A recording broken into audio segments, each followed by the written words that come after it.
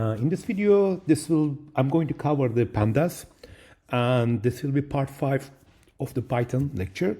And the next videos are going to be about the neural networks, but let's make sure that you have a pretty good foundation. That's why you should watch these first 5 videos. And let's start with the pandas. And as I just going to type a material over there, I want you to type it with me too, so that you have a better idea, or you should get familiar with yourself with the Python. Okay, first I'm going to import numpys. I'm just going to say import numpy as np. This basically means from now on I want to refer to numpy as np. I'm also going to import the pandas as pd. And the idea is this: the numpy and the pandas are the libraries inside the Python. I'm just using this way so that I will be able to use the pandas and the numpy in my code from now on. Okay. And I'm going to show you what the data frame is. Actually, data frame is nothing but an Excel worksheet, and it has the same features like rows and the columns. And I'm going to first create the data, and then we'll be working with rows and the columns one by one. And what I'm going to do is I want to make sure that you have exactly the same numbers that I'm going to be creating over here. Well, let's do this one. Let's type np random.seed 97, and it basically means I'm going to create some random numbers, and I want to make sure that you and I get the same set of random numbers. It basically means set the seed to 97. 97 is just a random number that I just picked. You should also enter 97 over here, so that we are going to, once I create the random numbers, yours and mine are going to be the same. Okay, let's create a nuke data. I'm going to give this a name my data. It will be np.random.rand, and this is going to create a new random variables. It's going to be known from normal distribution, and let's say I'm going to create 5 rows and 4 columns. That's what I'm going to do. And let's have a look at the my data. Okay, this doesn't look like an Excel worksheet right now, but you already know that this is going to be 5 by 4. I can type my data type shape. This is going to tell me it's going to be 5 by 4. Okay, let's give those guys a column names. I'm going to create something called my columns, and this is going to be, I'll give this a name like column 1, column 2, column 3, and column 4. Okay, and let's create the rows. So I'm going to give this a name my rows, and let's give this a name A, uppercase A, B. You're going to see how I'm going to use this one in a second, but just type with me E. Okay, let's have a look at it. Oh, I put a dot over there. That was the issue. Okay, and here's what I'm going to do right now. I'm going to create a data frame, and I'm going to type PD in lowercase. And remember, PD is short for pandas. I'm going to put dot, and it's going to show me all of the functions and the classes and so on available inside the pandas. And what I'm going to do is I'm going to use something called data frame, and it's going to show me this is basically a signature of the this function. It's a little bit difficult to grasp, but it says you 2-dimensional, size mutable, and so on. Let's have a look at the parameters. It basically means I need to enter data, index, and the columns, and let's enter them one by one. What I'm trying to say is this data will be equal to my data. It simply means the data parameter of this data frame function is going to be my data, and it has index. Index in Python is basically rows. I'm going to say index is going to be my rows, and columns are going to be my columns. I don't have to do it this way. I can, for example, type my columns equal to like this whole thing, this list that I have over here, but this looks way more easier to read, that's why. And congratulations, you just created your first data frame. And if you let's just look at this thing that you see, this is pretty much like the Excel worksheet. I have different rows and different columns, and I am going to be working with this different rows and the columns throughout this in the next couple of videos. Let's give this guy a name, DF, short for data frame. And even in R, you have something called data frames too. And let's have a look at the data frame one more time. Okay. And here's what I'm going to explain you. I will explain you how to access the different rows and columns. Let's say you want to access column number 3. That's what you're going to say. And you're going to be able to see all of the values for the column number 3 this way. And let's say you want to access multiple columns. In that case, you're going to pass a list inside DF. Let's say you want to see the column 3 and column 1. The order doesn't matter. Okay, this is what you're going to end up with. And remember, this thing that I just highlighted right now is basically a list. I'm passing a list inside the data frame so that I will be able to look at the different columns.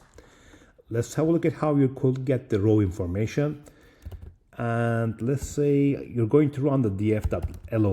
LOC is short for location. I know this notation over here is a little bit different. We put a brackets here. Let's say you want to see the stuff in row B. Okay, that's what you're going to do. And basically means it's just, you see the numbers minus 0.59. This is the first column 1 in the 9th row number 1, and so on. It goes on like this. Let's say you want to see multiple rows. In that case, you're going to say df.loc, and inside brackets, put another set of brackets. Let's put A and B together. Basically means show me the row A and B. And sometimes you don't want to do it this way. If you, for example, say df loc, I don't use this notation most of the time, but let's say 1.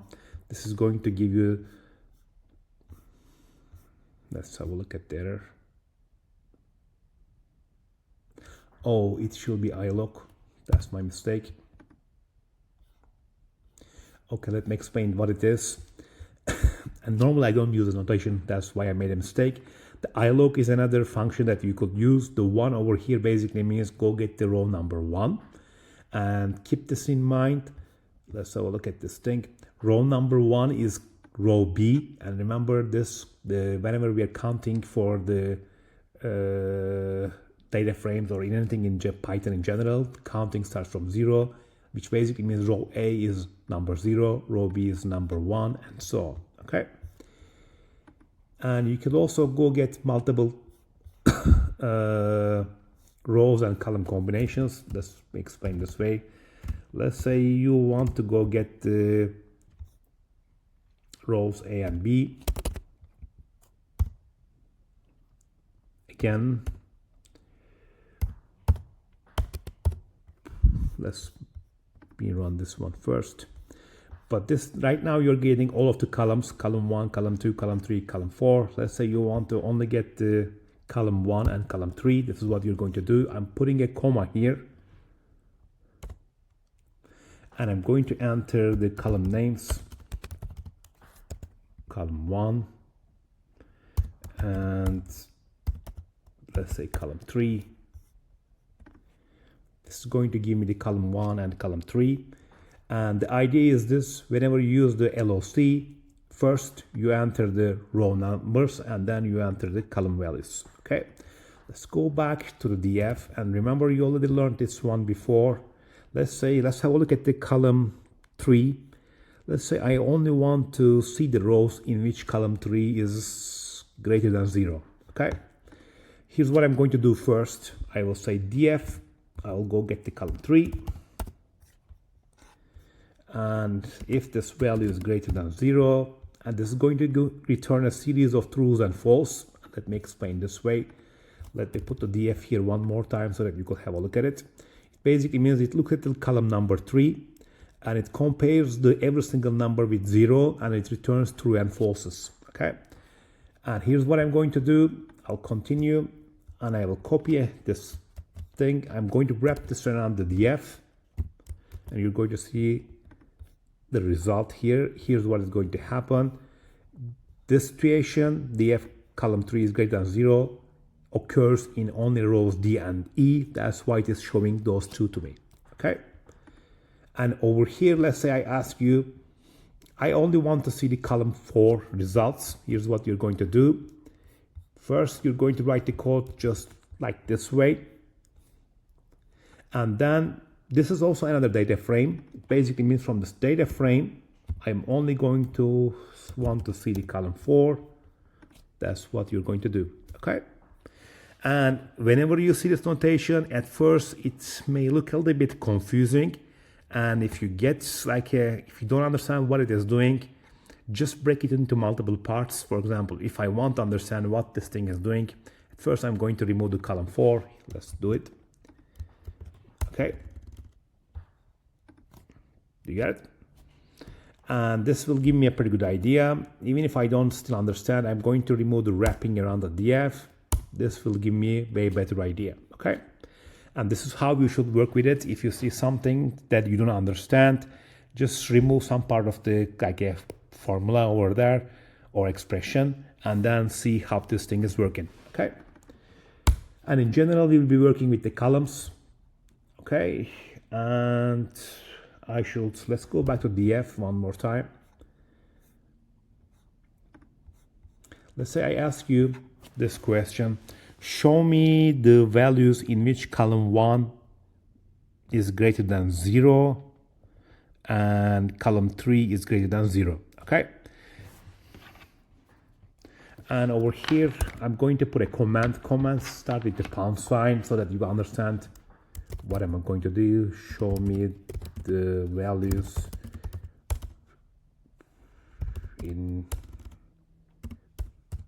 column 1 should be greater than 0 and column 1 should be greater than 0 and column 3 should be greater than 0. Okay, let's do this one over here. And the very first thing I'm going to do is just to make sure I will go get the column 1 greater than 0. And remember, the greenish columns over here are not going to be running. These are just comments. This is command. The one that I'm writing down right now is going to be the actual code that I will be running. Let's check df column 1 is going to be greater than 0. Let's run it. Okay, I'm going to get the true and falses. I'm going to wrap this around df. This basically means these are going to be the values in which column 1 is greater than 0. Look at the column 1, those numbers are greater than 0. And let's do the other part, which means that column 3 is greater than 0. Here's what I'm going to do. This part is super important. Lots of people are going to make this mistake. Right now I'm going to make a mistake intentionally. You might just think I'm going to put an and then I will just search for df column 3 greater than 0. This will give me an error for sure. Okay, and the reason is this: whenever you write this part, let's do it.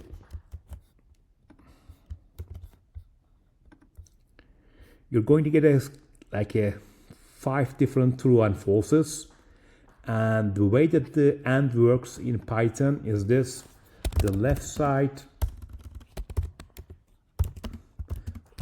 and right side of the AND has to be only single value. When you have 5 values, different values over here, Python gets confused. It doesn't understand what the AND is doing. The AND actually in data frames is an ampersand. That's what I'm going to change. When you make this one ampersand, it basically means go get those values from the left side and go get the ones from the right side too, df column 3. And then remember, for each case, I'm going to end up with 5 different trues and falses. And it's going to use the same rows, like row A's, true and falses, to make the comparison. And in general, if this thing probably doesn't going to run fine this time. The reason is this: it's always a good idea to put things into like a parenthesis. Let's put this one into parenthesis too, so that it will work out fine. Okay. Basically means these are the records in which the column 1 is greater than 0 and column 3 is greater than 0. The other thing is this that you need to know. This is ampersand, basically means and. This pipe sign that I'm just putting it right now is going to be or. This basically means if the column 1 is greater than 0 or column 3 is greater than 0, show me the results. Okay, that's why I get the 3 rows from there. And the other functions that you need to know right now is simply sort values. Okay, let's say I want you to sort the data frame by column. Let's have a look at it. You see the parameter, it says by. Let's sort this thing by column 1. This is fine. Let's do it by column 1. And this is what you're going to get. And look at the row numbers over there. And remember, those row numbers stay with the like a row values all the time. It's not going to be sorted as A, B, C, D, E. Just like the way in Excel, if you sort the whole table, it's going to preserve the integrity of the rows. Same thing over here. And if I want to sort this one in, let's have a look at it. At any time you can just put a comma and then inside the function and then look at the description here. You see the ascending, this basically means is another parameter is accepting and default value is true. Let's say you make the ascending false. Okay, I had a typo here. Let's run it. And it's going to be from the in the descending order right now. Okay, and let's continue. Let's say I ask you create a new column called new, and the new column new is going to be basically column 1 multiplied by column 2. I'm just making up things. If you say df new and run this thing, it's going to give you an error. Look at the error. And it says key error new. It basically means I'm trying to look at the new column. It doesn't exist. That's why it's giving me an error. But you can create it this way. I can go get the column 1 and multiply it with the column 2. And this is going to build the new column. Okay, let's have a look at the df right now. You're going to see the new column all the way to the end. Okay, and let's say I ask you to drop or remove the column 4. In that case, you're going to use a function called drop. And let's give the name column 4. This is going to give you an error, and let me explain why. And whenever you're working with the Python, we also have a variable or parameter called axis. Axis is going to be, in this case, 1, and let me explain why. In data frames, rows are going to be x is equal to 0, columns are going to be x is equal to 1. And this basically means drop the column 4. Okay, and x is equal to 1 simply means I'm working on the column side of the things. Okay, if you look at it, you're going to see column 4 is gone, but be careful. If I look at the df one more time, the column 4 is still there, and let me explain why. The reason column 4 is not dropped, even though I issued drop over there, is this. Sometimes you're going to be working with data frames and you just want to see how the change that you're making over there are going to be like a temporary, you want to have the temporary change. In that case, this is the way that you're going to issue the drop. But if you want to remove the column 4 permanently, you have to pass another parameter called in place. In place equal to true means this is going to be a permanent change in the data frame. And the reason they put in place in almost all of the functions in data frame is this: they don't want you to drop the columns or the rows if you are inexperienced, and you're just going to issue in place whenever you know what you are sure that what you're doing. Okay, when you issue this one, the column 4 is gone permanently. Okay, and same thing for the, let's say you want to drop the row B. In that case, you're going to issue the df drop B. This is going to work out fine. And the reason is this: if you look at the parameters here, let's have a look at the axis. You see the axis, this part here, the default value is 0. And remember, the x is equal to 0 means I'm working on the rows. That's why in the end result here, the B is gone. But just for the completeness, I can put x is equal to 0 too. This is going to be doing the same thing again. Okay? Just like the previous way, if I look at the df, you're going to see the row B is already there. The reason is this: the drop command, the drop expression that I have over here is just temporary. If you want to make it permanent, you have to say in place equal to true. This is going to permanently remove the column, not the column, it's going to permanently remove the row B. Okay? And if you look at the data frame right now, row B is gone. And the issue is this: it will take some practice for you to learn the data frames. And in the next videos, I'm going to move into neural networks, and we're going to be using data frames.